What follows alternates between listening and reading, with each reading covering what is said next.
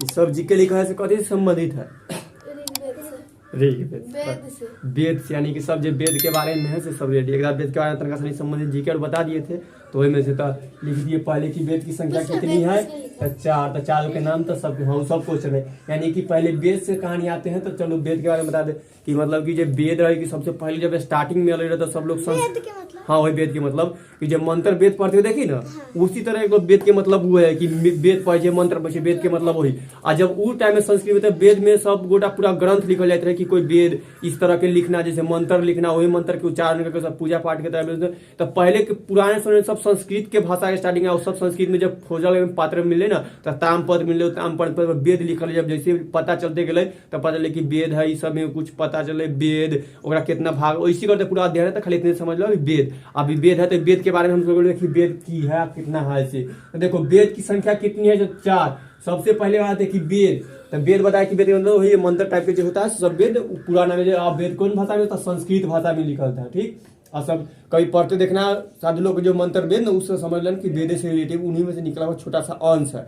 अब देख लो तब वेद, तो पहली बार की पता चला कि वेद किसने लिखा, तो क्वेश्चन आता है कि वेद किसने लिखा, महर्षि वेद व्यास। बता दिए कि वेद किसने लिखा, तो इसका आंसर है महर्षि वेद व्यास जी। महर्षि वेद व्यास जी उनको क्या लिखे, वेद लिखे, रामायण वाल्मीकि जी।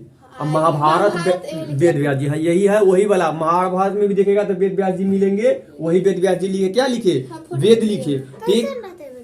साधु के तो बहुत महान, ठीक। आवाज कैसा ना। अब देख लो पूरा साधु जो कोई देखना ना, उसे कोई देखा तो सब काल्पनिक रूप से है कि ऐसा थे जो पुराना रूप से देखे ग्रंथ से, और ठीक। इनका पूरा नाम है द्रौपयाजन महर्षि वेद व्यास जी। तो उन्हें लिखे वेद, यानी कि वेद किसने लिखा, तो महर्षि वेद व्यास जी। वेदों की संख्या कितनी है, 4 होते। चारों वेद के नाम देख लो पहले, ऋग्वेद, यजुर्वेद, सामवेद, अथर्ववेद।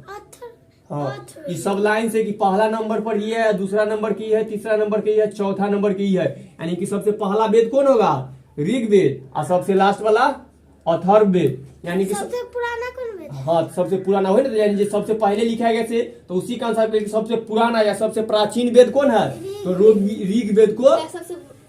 हाँ सबसे नया वेद कौन है, अथर्ववेद, हाँ ठीक। तो सबसे ये सब क्वेश्चन डाउट पूछा है कि वेदों की संख्या कितनी है, 4।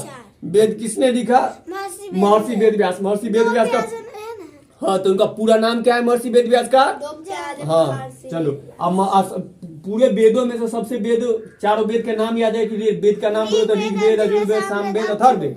अब इन वेदों में से सबसे प्राचीन वेद या सबसे पुराना वेद कौन है, ऋग्वेद। सबसे नया वेद अथर्ववेद। लाइन से अब देखो दूसरा वेद की कितने भागों में विभक्त किया गया, यानी कि जो सब वेद है ना, एक कई भागों में बांटा गया था। भाग को 2 भागों में बांटा गया, कई भाग में, यानी कि वेद 4 गो के कई भाग में, 2 गो भाग में। एगो भाग को रखा गया पूर्व वैदिक, ठीक, जेकरा दूसर का नाम लिखा गया ऋग वैदिक साहित्य। ई वेद में एक वेद शामिल है, ई वाला कौन वेद, ऋग्वेद है, लेकर दूसरा नाम कथी रख दिया, ऋग वैदिक साहित्य।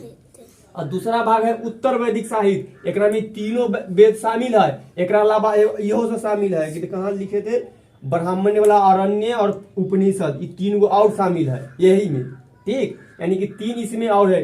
तो देखो पहले तो वेद को कितने भागों में विभक्त किया गया, यानी बांटा गया था, कई भागों में, 2 में। दोनों भाग के नाम बोलो, हाँ या ऋग वैदिक साहित्य और दूसरा उत्तर वैदिक साहित्य।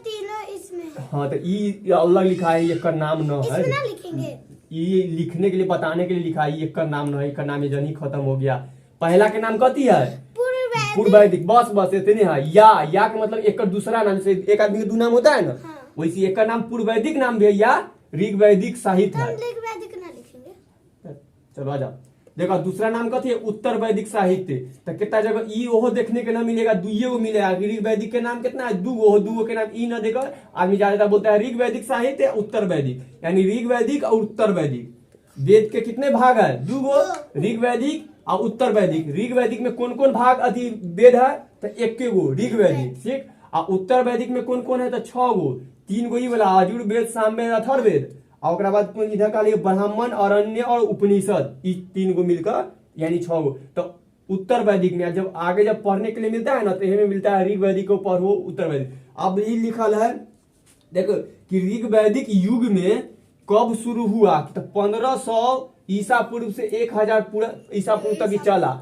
ठीक, ये घटने वाला काल है तो शुरू 1500 में हुआ तो घटेगा ना, तो 1000 तक है। 1000 के बाद के जो काल है ओकरा उत्तर वैदिक काल कहा गया। इन उत्तर वैदिक युग या काल, युग के मतलब काले होता है। तो उत्तर वैदिक काल कब से कब है? 1000 के बाद 1000 से 600 ईसा पूर्व तक, यानी एक बाद खत्म, वेद के काल खत्म हो गया। यानी 1500 के टाइम में चालू हुआ था, 1000 तक के चला था। ऋग वैदिक है, यही ऋग वैदिक में अपना कुछ बहुत महान सब में पशुपालन, यानी कि वेद के कहानी सुना, मनुष्य के कहानी जो आर्यों का कहानी था। तो ये जो ऋग वैदिक में सबसे अच्छा लिख दिया पशुपालन की, मतलब कि सबसे व्यवसाय की सब कौन आदमी ऋग वैदिक काल में जितना भी लोग ससे कौन काम करते थे, कौन व्यवसाय करते थे, तब पशुपालन उनका मेन काम था। यानी कि गाय भैंसियों को, बकरी जाल को पाल जाल करना, उसी से जीवन यापन करना, यानी ऋग वैदिक काल का युग था। और पूछा जाता है कि ऋग वैदिक काल का युग या युग कितना वर्ष से कितना वर्ष तक है? 15,000 ईसा पूर्व से 1000 ईसा पूर्व तक। एगो क्वेश्चन और यहाँ हो गया। अब दूसरा, उत्तर वैदिक काल का युग कब से कब है? 1000 से 600 ईसा पूर्व तक। अब हो गया। ये देखो अभी लिखा है कि वेद कितने हैं? 4। ब्राह्मण्य कितने हैं? 9। ये वो वेदे के तरह है, एक दूसरा ताम्रपत्र। ठीक, और अन्य कितना है? 6। प्रारंभिक उपनिषद कितना है? 13। कुल उपनिषद कितना है? तो 108। याद रखना, कभी जब सुने 108 100 में एहे से का यूज किया जाता है। थोड़ा सा कर सके अंश उपनिषद के एहे मंत्र कर दिया, यानी कि कुल उपनिषद का 108 श्री 108 श्री के कर देता है। तो इतना रिलेटिव का समझ, हाँ जब ना दो में, तो ये से समझ लेना कि मतलब कि ये का रिलेटिव है। तो कुल उपनिषद कितना है? जितना भी उपनिषद है सब ये 108। अब देखो वेद की भाषा क्या है, या वेद में कौन भाषा?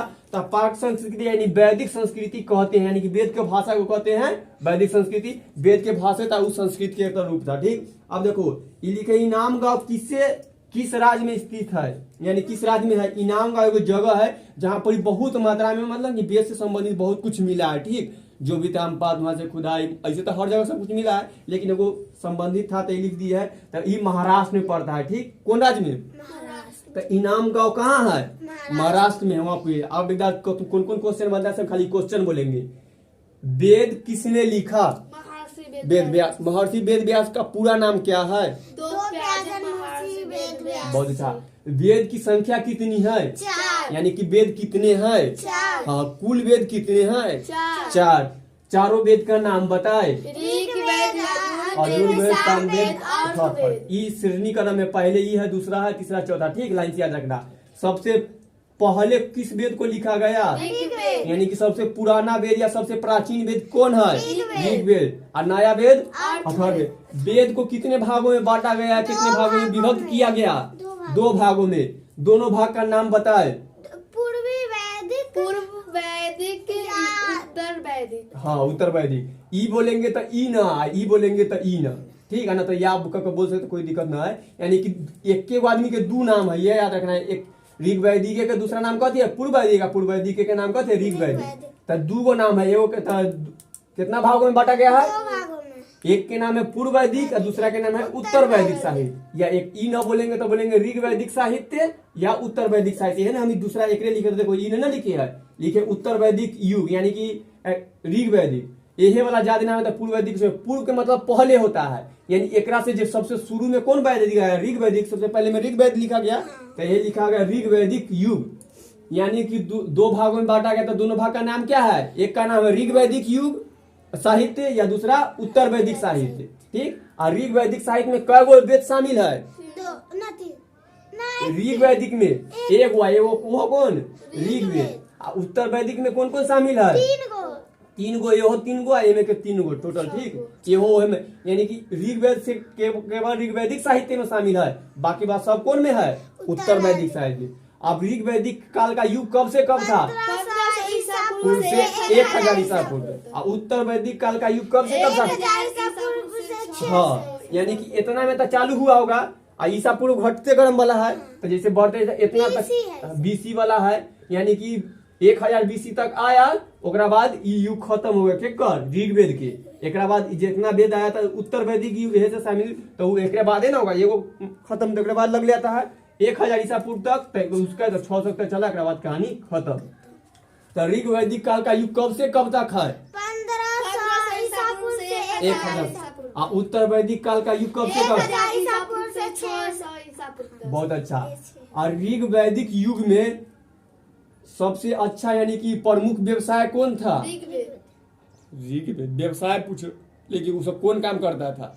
पशुपालन। व्यवसाय के मतलब जो आदमी जो काम करता है ना वही का व्यवसाय होता है। ठीक, कि कोई अति जूता चप्पल करने वाला का तो वो व्यवसाय है, कोई खेती करता है तो कोई व्यवसाय, कोई बिजनेस, कोई अनाज बेच रहा है तो व्यवसाय, कोई बकरी पाल रहा है तो वो सब व्यवसाय हुआ, जिससे कमैनी कर रहा है तो ओकर सबके कमैनी खाने पीने के मेन साधन का पशुपालन करेंगे। ऋग वैदिक काल का प्रमुख व्यवसाय क्या था? पशुपालन। छोड़ दो उत्तर वैदिक। अब देखो वेद कितने हैं? 4। ब्राह्मण्य कितने हैं? 9। अरण्य कितने हैं? 6। प्रारंभिक उपनिषद क्या है? 13। कुल उपनिषद कितने हैं? 108। 108। तो याद रखना ये नंबर, जैसे वेद कितने हैं ना वैसे तू सभी शुरू है तो कोई क्वेश्चन पूछ देगा कि वेद कितने हैं, आगे चल के आएगा तो पूछा जाएगा कि कुल उपनिषद कितने हैं, अरण्य कितने हैं, और ब्राह्मण्य कितने हैं? 9। आ जाओ। वेद की भाषा क्या है यह समझ लो तो संस्कृत, यानी कि वेद की भाषा में पाक संस्कृत या वैदिक संस्कृत कहते हैं वेद की भाषा को, ये याद रखो। ठीक, आ जाओ। इनाम गांव किस राज्य में है? महाराष्ट्र में। तो वेद से जो उप था या कुछ और था, वेद के बारे में कुछ और पढ़ी, धीरे धीरे और पढ़ेगी। ऋग वैदिक के एक दिन कुछ दिन ऋग वैदिक में जो और भाग है से सब दूसरा दिन ऐसे धीरे धीरे बहुत कुछ मिलेगा। ठीक, 8